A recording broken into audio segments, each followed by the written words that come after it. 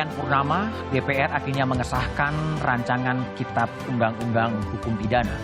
Meski gelombang penolakan terjadi di sejumlah tempat, pemerintah dan DPR memilih untuk tutup mata. Kita layak bangga karena sejak merdeka, akhirnya bangsa ini memiliki KUHP karya anak bangsa sendiri. Meski substansi KUHP produk kolonial masih diadopsi dan dianggap berpotensi merepresi kebebasan berekspresi dan disebut-sebut mengangkangi demokrasi. Lalu bagaimana kita harus menyikapi regulasi baru ini? Inilah Satu Meja The Forum, RKUHP disahkan, berkah atau musibah?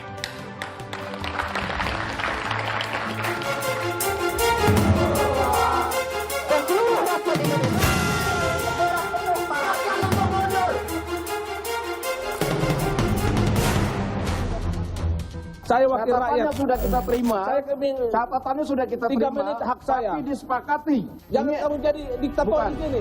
Kami menanyakan kembali kepada seluruh peserta sidang, apakah rancangan undang-undang tentang Kitab Undang-Undang Hukum Pidana dapat disetujui untuk disahkan menjadi undang-undang? Terima kasih. Kita menolak pasal 240 RKUHP yang dalam isinya begini. Setiap orang yang menghina pemerintah lembaga negara di muka umum dipidana 3 tahun. Kemudian pasal 218 yang mengatur pidana presiden. Setiap orang yang menghina presiden, wakil presiden diancam 3 tahun. Ini kan akan mematikan demokrasi.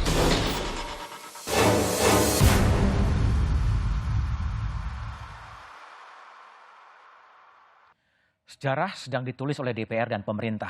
RKUHP disahkan menggantikan KUHP peninggalan kolonial. Kekuatan politik telah mengetokkan palu, menandai bangsa ini bergerak maju.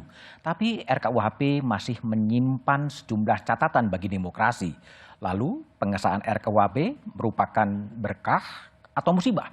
Itulah yang akan saya bahas dengan sejumlah narasumber yang telah hadir di studio. Ada arsitek, saya sebut arsitek, Wakil Menteri Hukum dan HAM, Profesor Edward Omar Syarif Hidayat. Malam. Malam. Edi disebut. Nanti juga akan tergabung bersama saya anggota Komisi 3 DPR Taufik Basari, pakar hukum tata negara Bivitri Susanti dan Direktur Eksekutif Amnesty International Usman Hamid. Saya ke Prof Edi.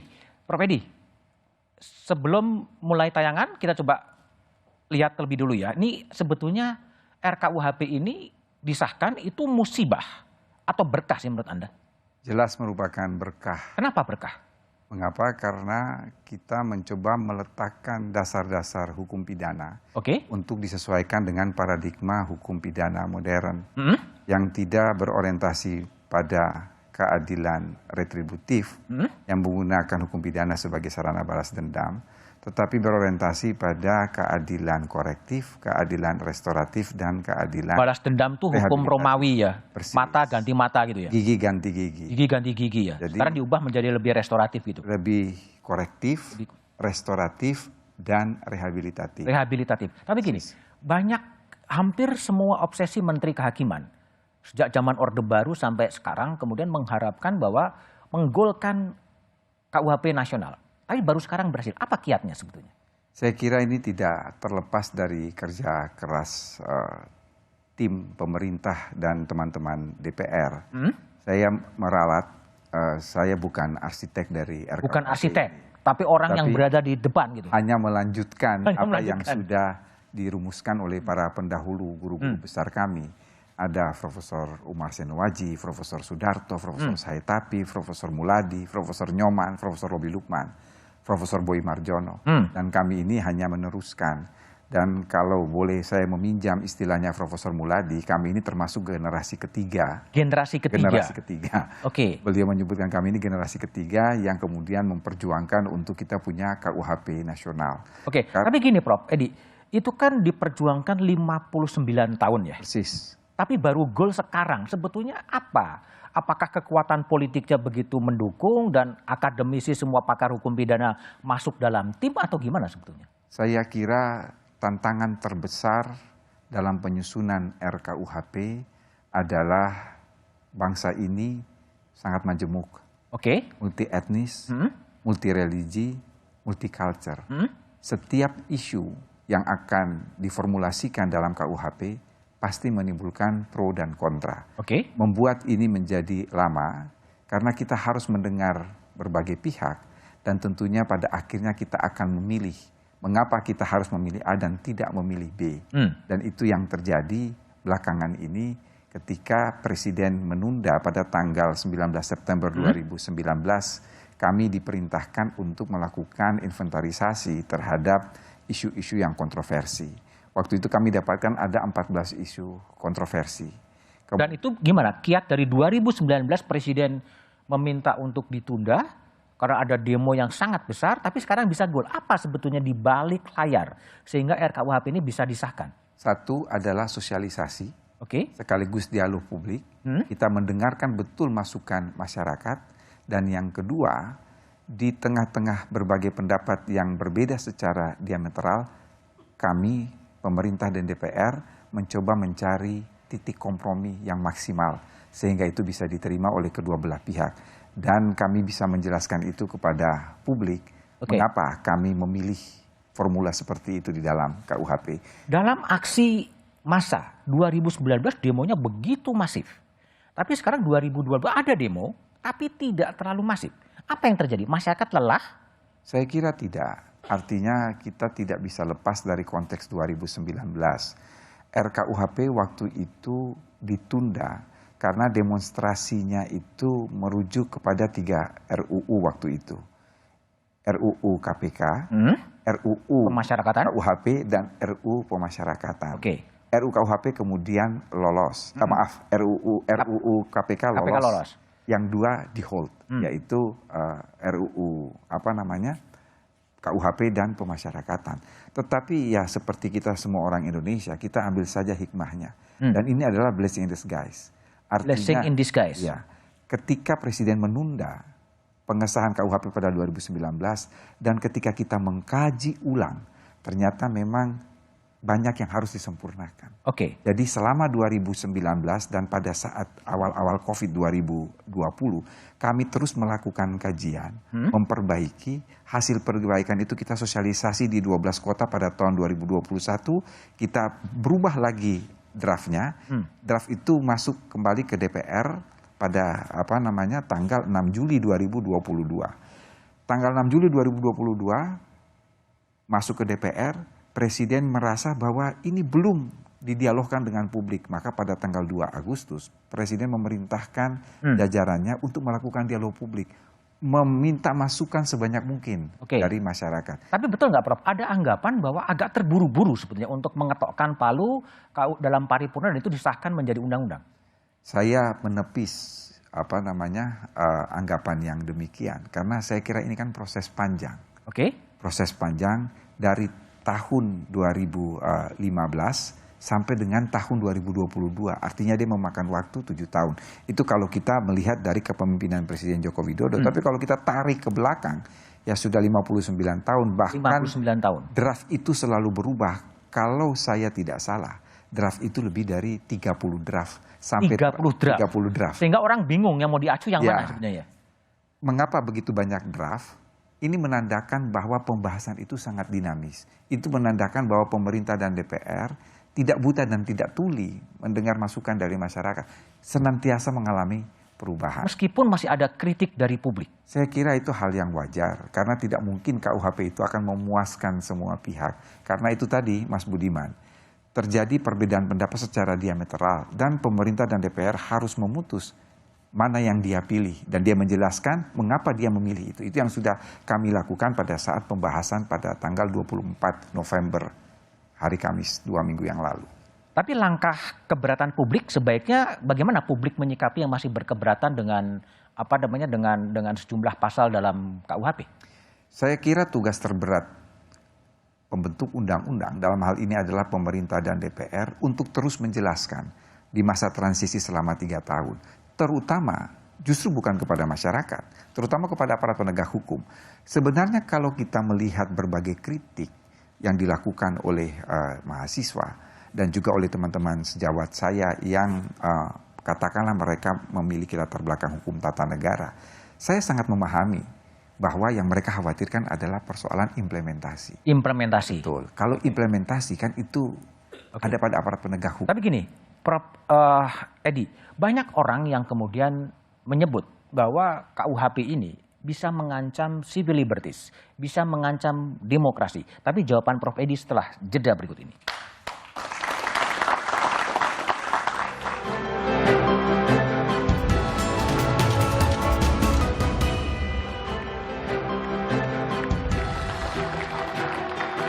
Saya masih bersama dengan Wakil Menteri Hukum dan HAM, Profesor Edward Umar Syarif Hidayat.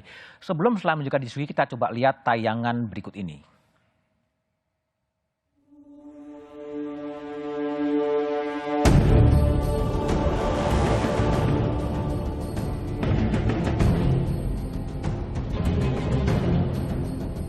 Kami menanyakan kembali kepada seluruh peserta sidang, apakah rancangan undang-undang tentang kitab Undang-Undang Hukum Pidana dapat disetujui untuk disahkan menjadi undang-undang.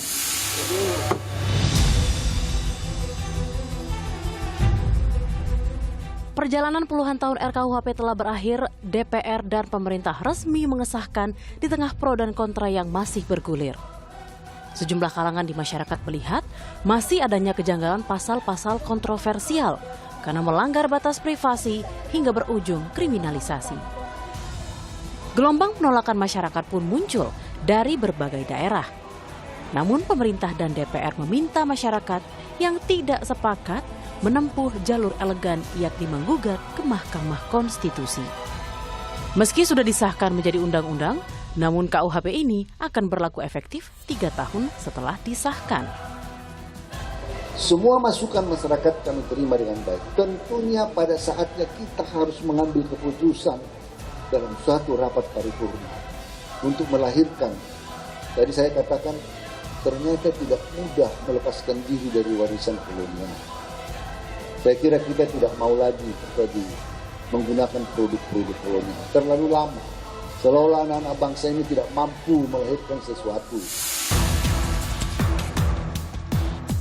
Kini, Indonesia memiliki undang-undang KUHP baru. Delik hukum pidana terbaru ini akan menggantikan KUHP sebelumnya yang merupakan warisan kolonialisme Belanda di Indonesia.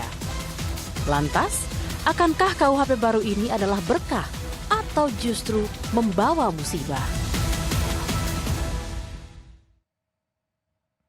Oke, Prof. Edi, banyak orang atau sejumlah orang menganggap bahwa RKUHP ini kemunduran bagi kebebasan sipil, kebebasan berpendapat. Pandangan Anda?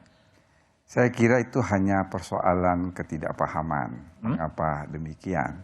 Salah satu misi dari KUHP yang kita dengungkan itu adalah demokratisasi. Kita menjunjung tinggi betul kebebasan berdemokrasi, kebebasan berekspresi, kebebasan mengeluarkan pendapat. Karena itu dijamin oleh konstitusi. Tetapi harap diingat, konstitusi kita tidak menjamin kebebasan menghina. Kebebasan menghina? Ya, Oke. tidak ada. Karena apa? Karena penghinaan adalah perbuatan pidana. Oke. Dalam, Mas Budiman bisa bayangkan, dalam draft awal itu ada 4 jenis penghinaan. Menyerang harkat dan martabat presiden, penghinaan terhadap pemerintah, penghinaan terhadap kekuasaan umum, penghinaan terhadap pejabat negara. Yang 2 belakangan kita pangkas. Kita pangkas. Ya, tidak ada lagi penghinaan terhadap pejabat negara, tidak ada lagi penghinaan terhadap kekuasaan umum. Yang ada hanya penyerangan harkat dan martabat presiden ditambah dengan penghinaan terhadap pemerintah dan lembaga negara. Ini kita harus kembali kepada filosofis hukum pidana, Mas Budiman. Filosofis hukum pidana itu apa? Fungsi melindungi. Yang dilindungi apa? Kepentingan negara, kepentingan pemerintah, kepentingan masyarakat, dan kepentingan rakyat. Pertanyaan lebih lanjut, apa yang dilindungi dari kepentingan negara? Paling tidak ada 2, keamanan negara, dan yang kedua adalah persoalan dignity, martabat. Dignity? Ya. Ini yang kemudian dituangkan dalam pasal-pasal penghinaan terhadap pemerintah dan lembaga negara untuk menjaga marwah.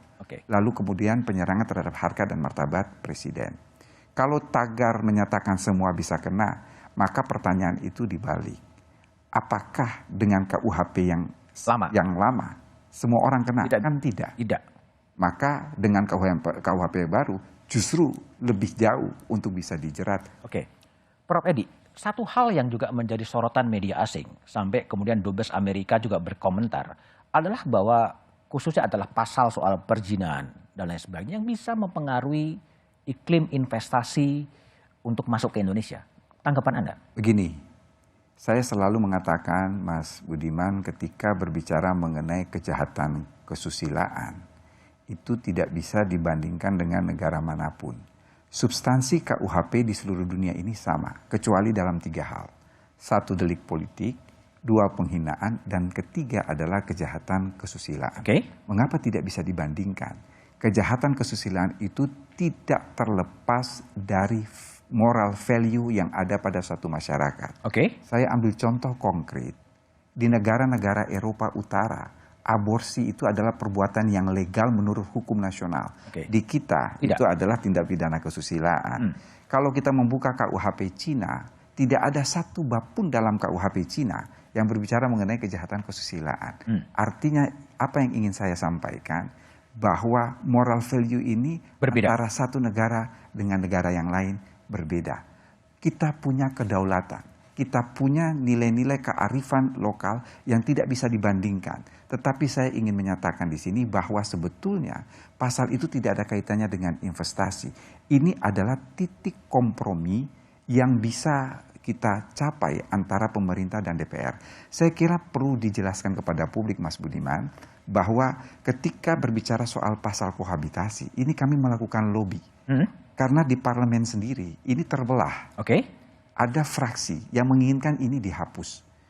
Ada fraksi yang tetap ingin mempertahankan. Bagi yang menginginkan ini dihapus, sebetulnya make sense. Ada alasannya. Melihat bahwa beberapa daerah membuat peraturan daerah yang membuat polisi, Satpol PP bisa melakukan sweeping, bisa melakukan penggerbekan. Tetapi di sisi lain, kalau pasal ini dihapus, sejumlah fraksi, sejumlah partai menolak. Alasannya adalah ini moral value. Lalu apa titik komprominya? Titik komprominya adalah bahwa satu ini adalah delik aduan yang absolut. Artinya apa? Yang bisa melapor hanya suami atau istri bagi perzinahan atau kohabitasi bagi orang tua atau anak yang ketika itu tidak terlibat hubungan perkawinan. Lalu ditambahkan penjelasan, Mas Budiman. Dengan berlakunya pasal ini, maka peraturan di bawah ini dinyatakan tidak berlaku. Tidak berlaku. Artinya apa? Tidak boleh ada lagi perda yang membuat aturan sebagai delik biasa. Tapi dia harus delik aduan. Jadi bisa menjebatani kekhawatiran dari fraksi yang ingin pasal ini dihapus. Itu yang pertama. Yang kedua, saya kira turis asing tidak perlu khawatir. Karena tidak perlu khawatir karena ini adalah delik aduan absolut. Kalau seseorang, dua orang datang dari luar negeri, berpasangan begitu, mereka nginep di kamar hotel, karena ini delik aduan, tidak mungkin ada penggerbekan, tidak mungkin ada shipping. Itu yang pertama. Yang kedua, yang bisa melapor ini kan hanya orang tua atau anak dari pasangan mereka ini, yang notabene kan ada di luar negeri.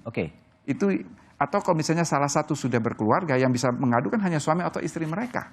Itu saja. Jadi itu bukankah itu sebagai sebuah state intervention terhadap sesuatu yang bersifat privat? Itulah yang saya katakan, bahwa ketika kita melakukan sosialisasi, Mas Budiman, di 12 kota, ada dua pandangan tadi. Ada 2 daerah secara diametral itu. Saya lupa satu provinsi, tapi itu dikritik.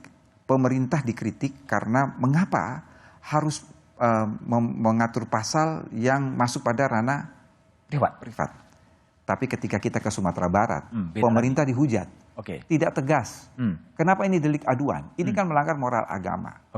Pada titik ini kita harus punya pilihan. Sebab apa? Kalau kita mengikuti daerah yang ingin ini dihapus, maka Sumatera Barat akan mengatakan tidak aspiratif. Kalau kita mengikuti Sumatera Barat, maka dikatakan ini tidak aspiratif. Jadi kita mengambil the middle way, bahwa ini dihapus, tetapi untuk mencegah jangan sampai aparat penegak hukum, baik polisi maupun Satpol PP, melakukan penggerbekan, sweeping, ini satu dijadikan delik aduan, dan tidak boleh ada peraturan daerah yang bertentangan dengan KUHP itu. Ini kan banyak pro kontra di masyarakat. Masih terlepas apakah belum paham atau tidak mau paham atau masa bodoh. Tapi kan masih ada tenggang waktu 3 tahun. Sampai kemudian ini berlaku efektif, dan 3 tahun itu adalah pasca pemerintahnya Pak Jokowi sebetulnya. Nah, lalu apa yang akan dikerjakan oleh pemerintah? Tapi jawabannya setelah jeda berikut ini.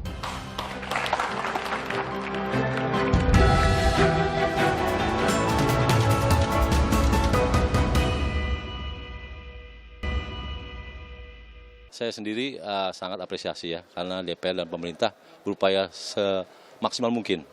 Karena KUHP kemarin adalah produk dari Belanda, dan sekarang sudah ada produk dari Indonesia sendiri. Terlepas dari banyaknya pro kontra itu ya, menurut saya kita harus bangga dengan produk anak bangsa ini.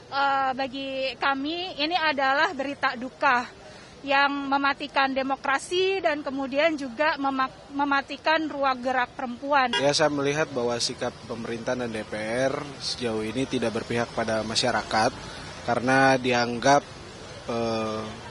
mencederai hati masyarakat, yang khususnya beberapa elemen masyarakat ya. Reformasi ini kan sebenarnya untuk membuat aturan ini menjadi aturan yang tidak kolonial lagi. Tapi pada faktanya di RKUHP ini masih banyak pasal-pasal bermasalah yang sebenarnya jauh lebih kolonial lagi. Baiknya kita positive thinking dulu ya dengan pemerintah, dengan DPR yang telah mengesahkan RKUHP menjadi KUHP hari ini di dalam rapat paripurna di DPR. Karena tentunya jika ada yang dirasa kurang baik, ada jalur begitu ya yang bisa ditempuh oleh masyarakat yang merasa ini kurang tepat.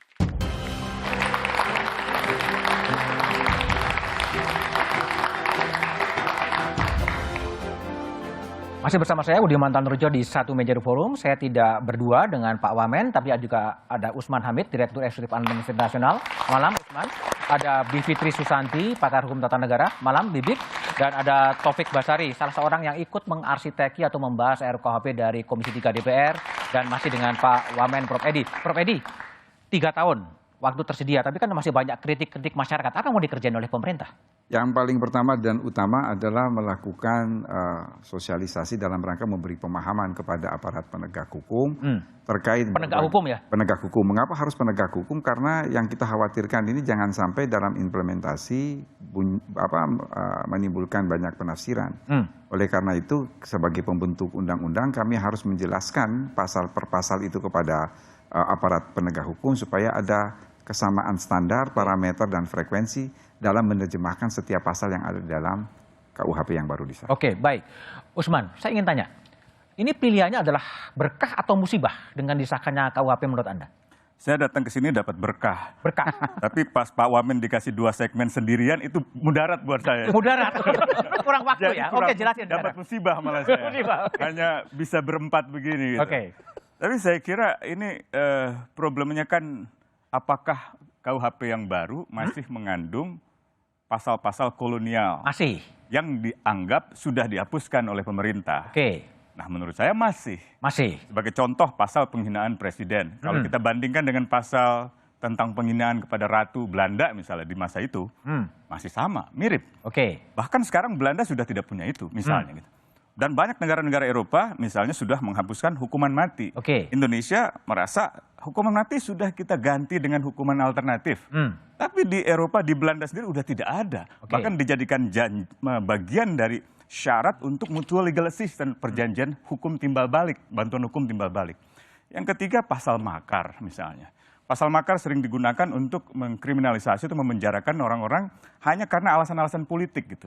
Di Papua banyak sekali, di Maluku banyak sekali. Menjelang Pilpres kemarin, Bu Rahmawati dan beberapa tokoh oposisi politik juga terkena pasal makar. Jadi kalau dikatakan sudah bersih dari pasal-pasal kolonial, enggak juga. Saya ragu. Gitu. Ragu. Masih diadopsi juga pasal kolonial. Masih diadopsi juga gitu. Oke. Jadi ya separuh kolonial. Separuh kolonial. Mau nasional tapi mengadopsi kolonial. Berarti separuh musibah, separuh berkah. Bib gimana? Lihat. Iya, saya juga melihatnya ini masih sangat setengah hati. Setengah hati? Setengah hati apa sekali. Jadi paling terberatnya?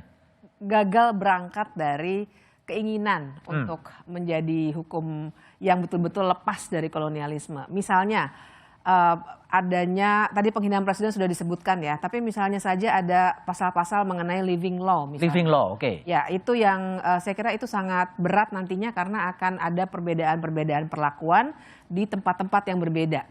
Itu kemudian kita juga bisa berbicara soal demonstrasi tanpa pemberitahuan. Yang sebenarnya setelah adanya undang-undang tentang menyatakan pendapat di muka umum, itu ada pasal lama tuh di 510 dan 511 di KUHP yang sekarang berlaku, yang peninggalan kolonial, yang senyatanya sudah tidak berlaku lagi, sekarang jadi berlaku lagi dengan adanya pasal yang di RKUHP ini mengenai unjuk rasa yang tanpa pemberitahuan dan kemudian menimbulkan kerusuhan. Nah, itu misalnya jadinya berlaku lagi malah yang tadinya sejak 99 sudah pada kenyataannya tidak lagi diberlakukan.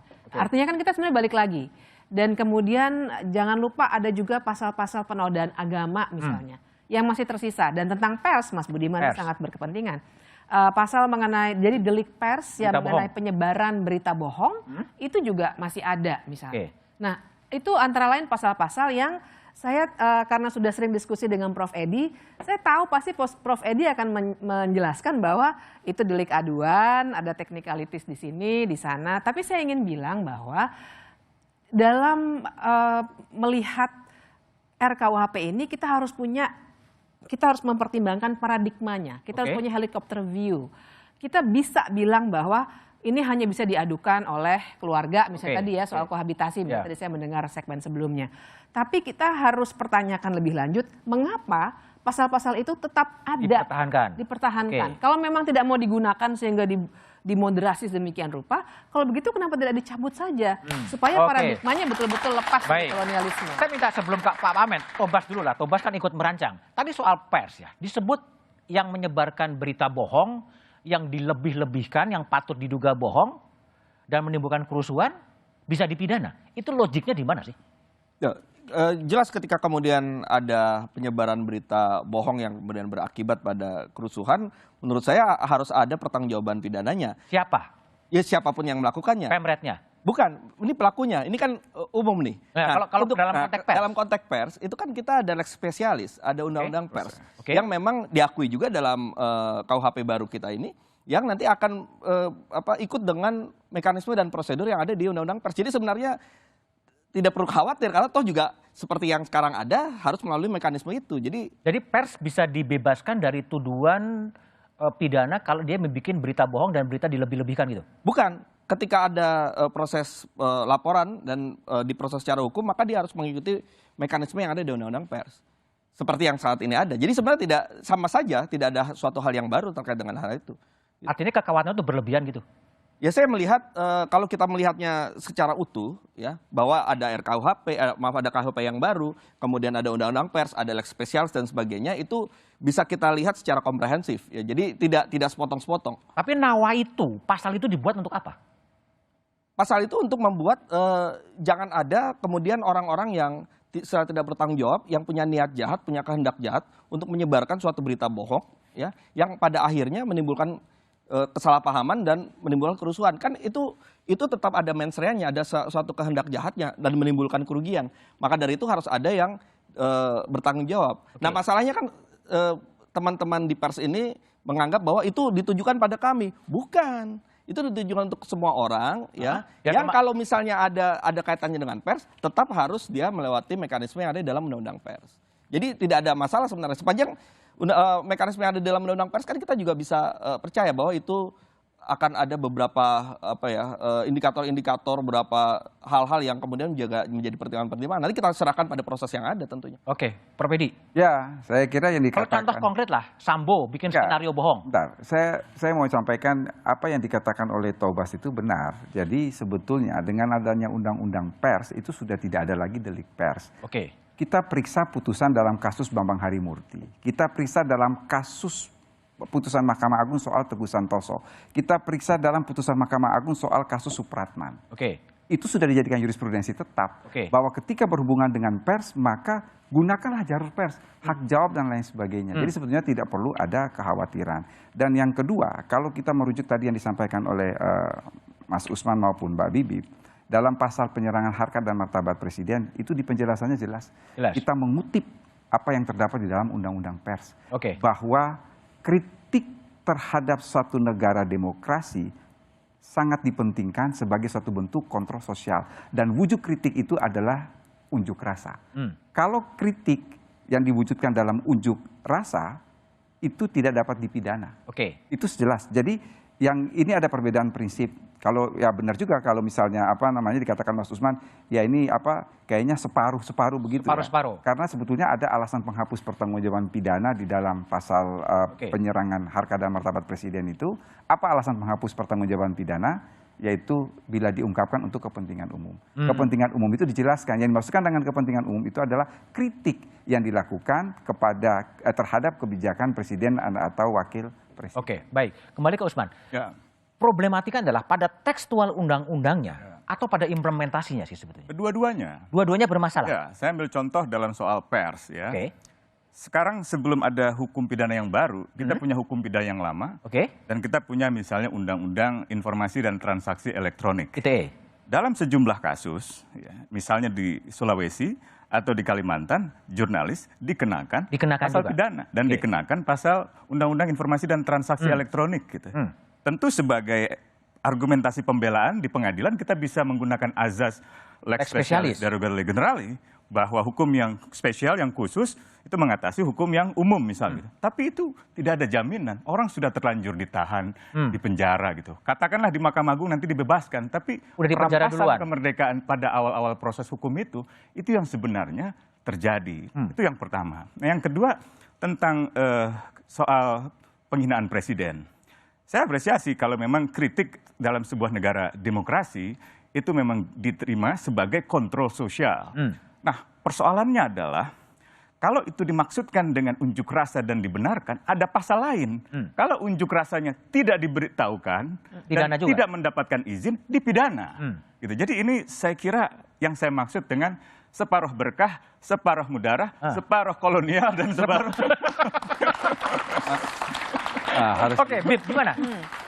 Ya, tadi penjelasan pers tadi kan unjuk rasa dan lain sebagainya bebas silakan sebagai kritik sosial. Ya, masalahnya adalah kita juga harus melihat tadi ya, balik ke pertanyaan apakah ini implementasinya saja atau normanya. Kita harus ingat bahwa penegak hukum itu menjalankan hukum tentu saja berdasarkan norma yang ada. Nah, masalahnya dalam RKUHP ini cukup banyak norma yang sebenarnya begitu banyak interpretasinya. Tadi saya lupa menyebutkan satu yang penting sekali, menyebarkan ideologi yang tidak sesuai dengan Pancasila. Ya, Marxis-Leninisme lah, kita bisa berdebat tersendiri. Tapi bahkan tidak sesuai dengan Pancasila. Itu siapa yang akan menafsirkan? Siapa yang menafsirkan? Nah, jadi ini jadi persoalan nantinya, dan balik lagi kita juga tidak bisa menggantungkan suatu harapan-harapan bukan pada sistem tapi pada orang. Misalnya begini, ketika misalnya mendiskusikan soal penghinaan terhadap presiden itu kan delik aduan, jadi tergantung presidennya. Artinya kita menggantungkan diri pada orang-orang, aduh nanti kita dapat presiden setelah 2024 seperti apa ya, apakah akan menggunakan pasal ini atau tidak. Itu yang seharusnya tidak boleh dalam sebuah sistem hukum, harusnya kita kuatkan di norma-normanya, jangan sampai ada interpretasi yang berlebih-lebihan atau begitu longgar, dan juga jangan menggantungkannya semata-mata pada penegak hukum yang bisa sangat berbeda-beda cara menerapkannya. Kalau Bu Fitri lihat, proses ini terlalu cepat, terlalu lambat, tergesa-gesa atau gimana? Ya, ini relatif nih, karena kita semua tahu, Prof. Edi juga tadi saya kira sudah menjelaskan, ini dari saya kuliah dulu, ini sudah di drafting. Jadi memang pembuatnya itu para guru besar lah gitu ya. Tapi begini, dia itu kan ditaruh di atas meja, RKUHP ini ditaruh di atas meja 2015. Jadi sebenarnya tidak terlalu lama begitu mulai dibahas oleh DPR yang sekarang. Dan kemudian sempat terhenti 2019. Nah, sesungguhnya beberapa bulan yang lalu kami punya harapan bahwa akan ada proses partisipasi, apalagi sudah diberi pagar kan. Itu kurang juga. Partisipasi bermakna. Tapi ternyata tidak terjadi. Yang terjadi adalah sosialisasi. Jadi dalam arti begini, kalau sosialisasi itu kan satu arah, ada yang menjelaskan, Prof. Edi sangat baik tentu saja menjelaskan, kita semua bisa manggut-manggut. Tapi kan namanya partisipasi itu harusnya Prof. Edi mendengar, mempertimbangkan, dan kalau ada yang ia tidak setujui, ia akan bilang, oh maaf, saya tidak bisa terima masukan Anda karena ini. Nah, proses itu yang tidak ada. Jadi saya kira tetap pada akhirnya ini cukup terburu-buru. Bagian belakangnya tinggal 18 pasal yang sebenarnya masih bisa saja kita perdebatkan, tapi karena prosesnya tidak lengkap, maka akhirnya terjadilah yang setengah-setengah ini. Setengah-setengah, Prof. Edi. Jadi sosialisasi atau sebetulnya apa? Dialog publik. Dialog publik, tapi satu arah? Tidak. Enggak. Jadi Mbak Bibi, saya mau menjelaskan, ini adalah Mas Tobas saksinya. Tanggal 9 November 2022, kami memasukkan yang tadinya dari 14 isu krusial menjadi 69. Dari tabel yang kita sajikan ke DPR, setiap isu itu ada keterangan. Keterangan itu masukan dari siapa? Ada, jelas. Ini kita peroleh dari sosialisasi, dialog publik di mana, masukan mana itu jelas. Jadi tidak benar kalau dikatakan bahwa pemerintah dan DPR buta dan tuli terhadap masukan masyarakat. Tidak buta dan tuli? Tidak buta dan tuli, karena bisa kita pertanggungjawaban. Itu semua ada rekamannya.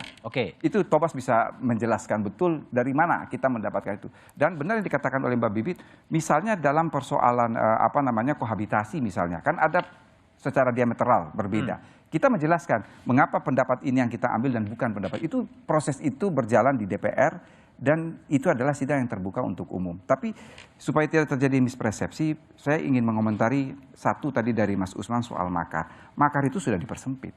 Makar itu adalah serangan. Itu jauh berbeda. Jadi kalau orang kongko-kongko mau menggantikan atau nggak bisa, serangan. Itu sudah di dalam definisi itu adalah makar itu adalah serangan. Jadi serangan itu tentunya ada serangan fisik. Bukan serangan verbal? Bukan. Itu jelas sekali di dalam penjelasan. Itu masukan dari teman-teman ICGR.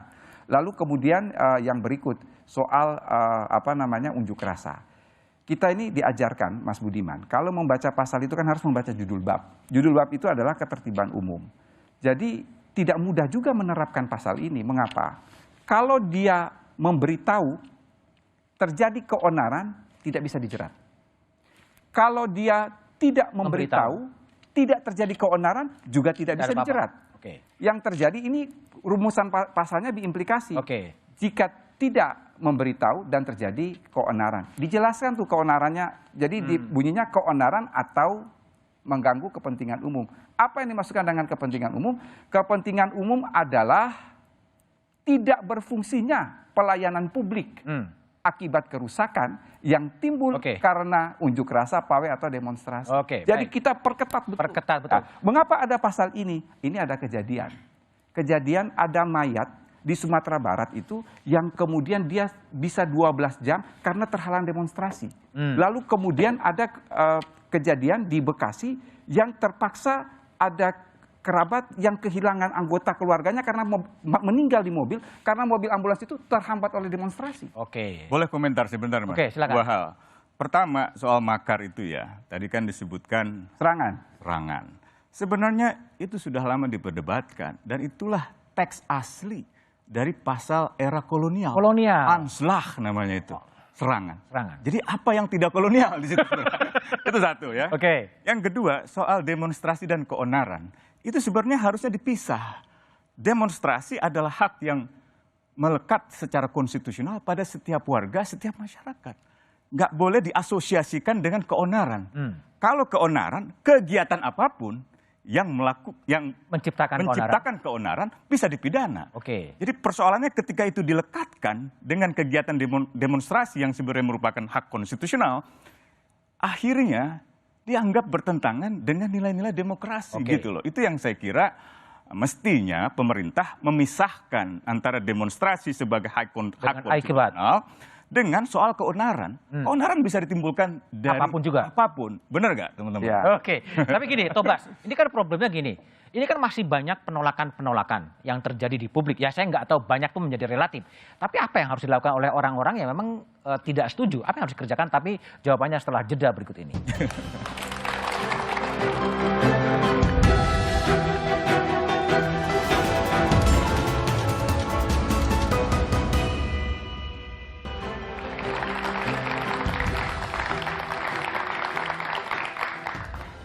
Masih bersama saya Budiman Tanurjo di Satu Meja The Forum. Taufik Basari, apa saran Anda sebagai wakil rakyat terhadap rakyat yang berkeberatan terhadap RUU KUHP itu, sejumlah pasal? Pertama kita harus melakukan dialog. Ya. Apa yang tadi dipermasalahkan sebenarnya bisa kita dialogkan dan bisa kita bahas bersama. Sebenarnya gini, posisi saya dengan Usman dengan Bibip itu sama. Ya apa yang tadi disampaikan itu adalah hal-hal yang kemudian juga saya sampaikan dalam proses-proses pembahasan di DPR. Itu juga dialami oleh Prof. Edi. Ya. Dan saya juga mengalami langsung bagaimana perbaikan-perbaikan dan perubahan-perubahan yang terjadi dalam setiap draft. Dialog mengubah posisi? Bukan. Artinya begini, sebenarnya apa yang disampaikan itu ya sudah kita lakukan upaya-upaya untuk memperbaiki, dan ketika kesepakatan terakhir itu adalah satu hal yang maksimal yang sudah bisa kita lakukan untuk mengakomodir apa yang selama ini menjadi tuntutan.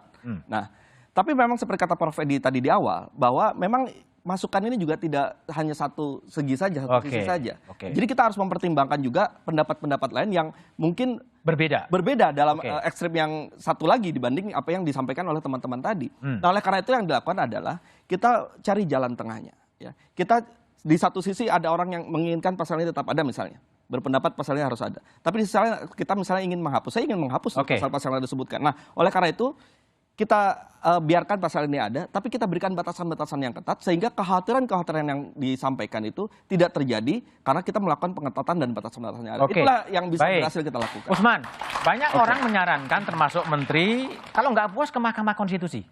Iya, nanti hakim konstitusinya dicopot sama pemerintah. Seperti Pak Aswanto. Terus, apa saran Anda? Dicopot sama siapa? Pemerintah. Pokoknya kita laporkan ke pengadilan akhirat aja lah. Jadi gini, ini saya memang lagi melepas stres nih setelah kena COVID ini. Tambah lebih stres lagi kena KUHP disahkan ini. Double stres? Ya, double stres, double musibah gitu. Nah, jadi yang pertama, kita harus ingat bahwa international standing pemerintah Indonesia, maksudnya negara Indonesia, posisi internasionalnya itu sudah sangat baik. Sangat dianggap sebagai negara demokrasi. Dianggap sebagai negara yang meratifikasi hampir seluruh perjanjian internasional tentang hak asasi manusia. Yang di dalamnya sudah tidak lagi mentoleransi ada pasal penghinaan presiden. Presiden sebagai pribadi dilindungi, sebagaimana kita semua dilindungi harkat dan martabatnya oleh pasal yang lain. Disitulah letak kesetaraan setiap orang di muka hukum. Tapi kalau presiden mau dilindungi dengan pasal khusus, tidak ada lagi kesetaraan itu.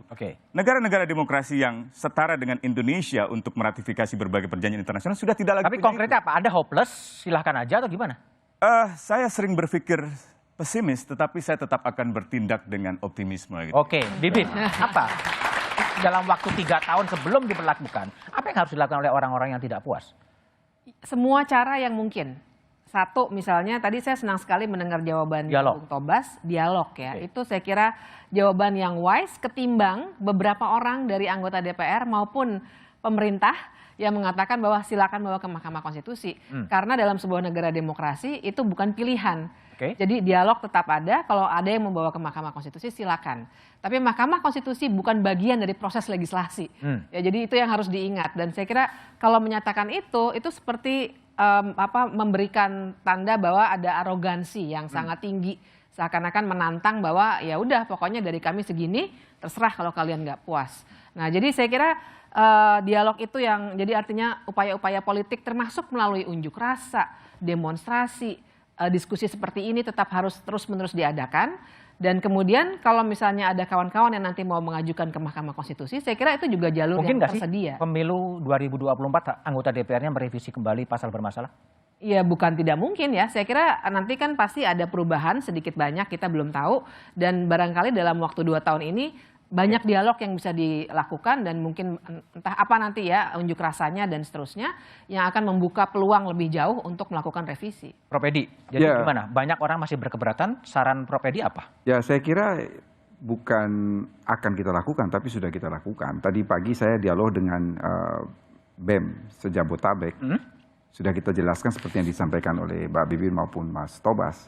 Jadi persis apa yang ditanyakan itu sudah kita sampaikan supaya ada pemahaman, tetapi betul kalau mereka mau menggunakan haknya menguji secara konstitusional itu juga kami meskipun takut diaswantokan tadi ya. Saya kira itu urusan lain ya. Urusan lain.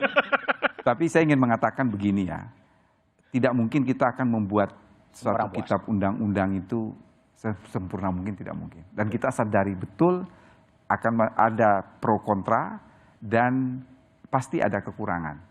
Oleh karena itu saya selalu menekankan bahwa di tengah berbagai macam isu terkait KUHP ini, yang paling penting adalah bagaimana kita melakukan pemahaman terhadap aparat penegak hukum supaya mencegah jangan sampai KUHP ini menjadi sarana represif dalam implementasi. Oke, baik Prof. Edi. Coba 1 menit. apa?